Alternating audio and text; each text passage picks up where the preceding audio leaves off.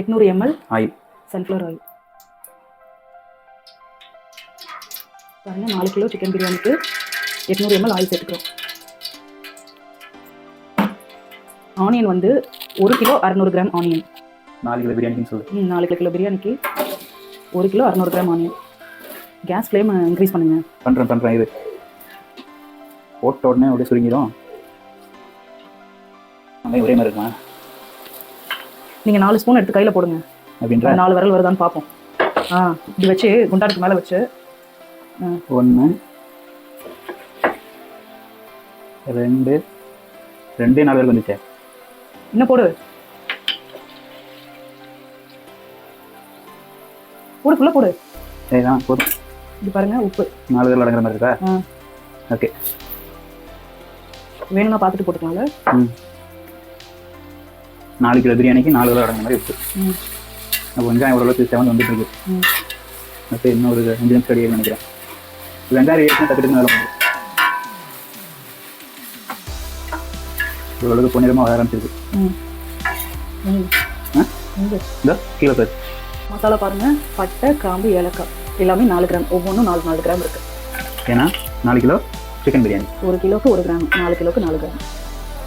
நல்ல வெங்காயம் பொன்னிறமாகிட்டு இருக்கு. அந்த சமயம் பிரியாணி மசாலா சேர்த்துக்கிறோம். அதே தான், பட்டை, கிராம்பு, ஏலக்காய் தான். ஜஸ்ட் வாசத்துக்காக பொடியாக கொஞ்சம் போட்டுக்கலாம். 1 ஸ்பூன் போதுமா? போதும். வாசம் தானே ஜாஸ்தி. ஏன்னா ஆல்ரெடி ஏற்கனவே மசாலா மசாலா போட்டிருக்கு. இது கொஞ்சம் பொடி பண்ணி போட்டால் இன்னும் கொஞ்சம் வாசம் சூப்பராக இருக்கும். சரி, நல்லா ஆனியன் பொன்னிறமாக பாருங்கள். ஆனியன் பொன்னிறமாயிட்டு இருக்கு. ஆல்மோஸ்ட் நமக்கு வந்துட்டு 15 to 20 மினிட்ஸ் ஆகும். ஆனியன் வந்து ஃபுல்லாக பொன்னிறமாக இருக்குது. நீங்கள் இந்த டைமில் கொத்தமல்லி, புதினா, பற்றி அழாமல் தயிர் எல்லாம் ரெடியாக எடுத்து வச்சுக்கோங்க. பொன்னிறமாயிருச்சு. இப்போ இதில் நம்ம வந்துட்டு 40 கிராம் பச்சை மிளகாய்,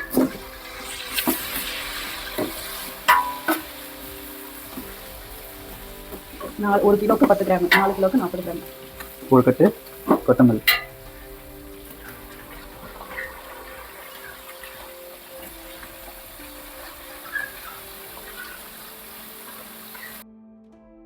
1 கட்டு கொத்தமல்லி. இந்த கொத்தமல்லி போட்டால் நல்லா வாசம் வரும் பிரியாணியில் கடைசியாக.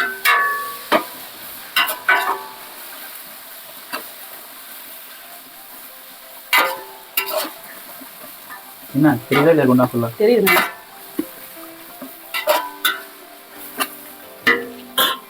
ஒரு கட்டு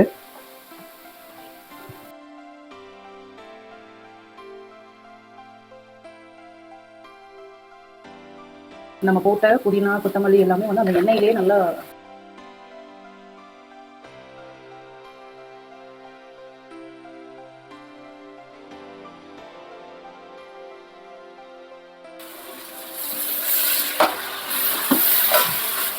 ஒரு கட்டு புதினா.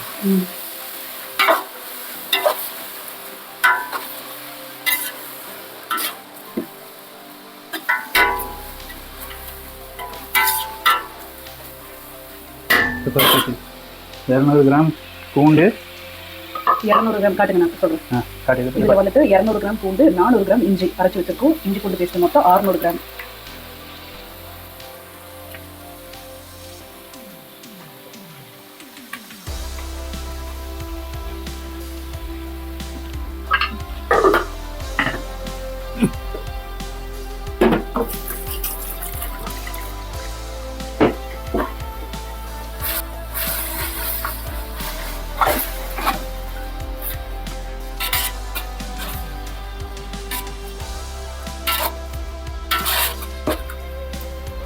இப்போ காஷ்மீரி சில்லி நம்ம 40 கிராம் ஆட் பண்ணணும். 1 கிலோக்கு 10 கிராம், 4 கிலோக்கு 40 கிராம்.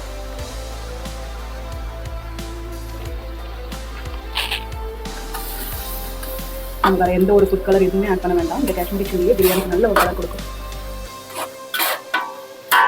அதுவும் நம்ம இந்த எண்ணெய் இருக்குது பார்த்தீங்களா, அது கூட ஆட் பண்ணால் தான் எல்லா இடத்துலையும் நல்லா ஈவனாக கலர் கொடுக்கும் பிரியாணி. 1 கிலோ 600 கிராம் தக்காளி சேர்த்துக்கோம். நம்ம வெங்காயமும் 1 கிலோ 600 கிராம் தான் சேர்த்தோம். அதே 1 கிலோ 600 கிராம் தக்காளி. 1 கிலோ பிரியாணிக்கு 400 கிராம் வெங்காயம், தக்காளி. வெங்காயம் 400 கிராம், தக்காளி 400 கிராம். அப்போ 4 கிலோக்கு 1 கிலோ 600 கிராம்.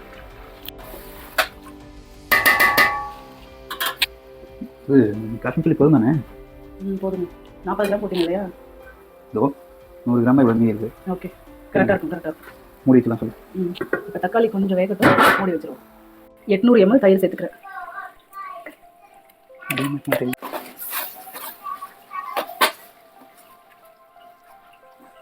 ஊற்றி விடுதா? 800 ml தயிர் போட்டு நல்லா கலந்து விட்டுக்கோங்க.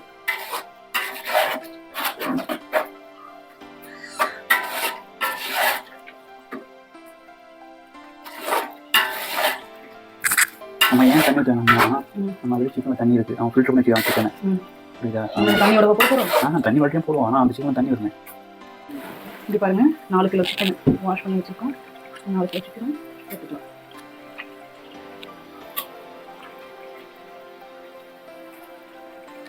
பாருங்க, 4 கிலோ சிக்கன் சேர்த்தாச்சு. பக்கத்தில் இது வச்சுருக்குது. நான் இங்கே பக்கத்துலேயே சிம்மில் தண்ணி வச்சுருக்கேன், சுடு தண்ணி. வடி பிரியாணி மெத்தட் செய்ய போவோம் நம்ம இன்னைக்கு. இந்த பாருங்க, இந்த கலரும் அந்த சிக்கனும் இப்போ இந்த மசாலாவும் சிக்கனில் வந்து நல்லா மிக்ஸ் ஆகணும். நீங்கள் ரகசியமாக பேசுகிற. மூடி போட்டு 10 நிமிஷம் வேக விடுவோமா? 10 மினிட்ஸ் தானே போட்டாச்சு. வடிச்சு எடுக்கிறதுக்கு, ஆஃப் பாயில் பண்ணி எடுக்கிறதுக்கு அதில் ஒரு 3 ஸ்பூன் உப்பு போட்டு சொல்லுங்க. அப்புறமா டேஸ்ட் பார்த்துட்டு கொஞ்சம் எக்ஸ்ட்ரா வைக்கிற மாதிரி இருக்கணும் அப்படின்னு சொல்லுங்கள். உப்பு கொஞ்சம் தூக்கலாக இருக்கும் சொல்லுங்கள். 5 மினிட்ஸ் இருக்கும். லெமன் போடலாமா? பாருங்கள், சிக்கன் நல்லா வெந்துட்டுருக்கு. ஒரு 5 மினிட்ஸ் கழிச்சு நம்ம இதில் லெமன் ஜூஸ் எடுக்கலாம். 1 கிலோக்கு அரை லெமன். இந்த மாதிரி 1 kg ஹாஃப் லெமன். நம்ம இப்போ 4 kg எடுத்துக்கோ இல்லையா? ஸோ நான் 2 லெமன் ஜூஸாக சேர்த்துக்கிறேன். 2 லெமன் 2 ஜூஸ்.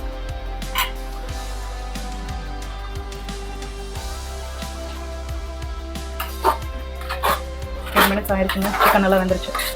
இப்போ நம்ம சைடில் தண்ணி குடிச்சதும் உப்பு காரம் பார்க்கலாம் சொல்லு. ஓகே, பாருங்கள்.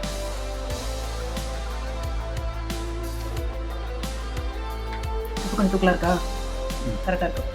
1 கிலோ அரிசி ஊற வச்சாச்சு ஆல்ரெடி. அதை கொதிக்கிற தண்ணியில் ஹாஃப் குக் பண்ணி எடுத்து போகிறோம். கொதிக்குது. இப்போ இங்கே சிக்கன் நல்லா வந்துருச்சு. நம்ம ரைஸும் ஹாஃப் குக் ஆகிடுச்சு. இப்போ இந்த ரைஸ் எடுத்து இந்த சிக்கனில் போட்டுருவோம்.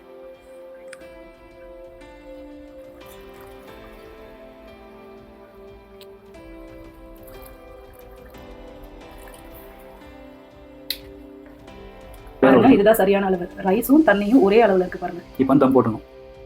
இப்போ வந்து தம் போடலாம். இன்னொரு அடுப்பில் தோசை தவா வச்சுட்டு இதை தூக்கி அங்கே வச்சு மூடி வச்சிடும். பாருங்க, கீழே ஒரு வேஸ்ட்டு தவா வச்சுட்டு மேலே குண்டா வச்சு மூடி போட்டு மூடிடுவோம். அதனால நம்ம ஒரு வெயிட் வைக்கலாம்.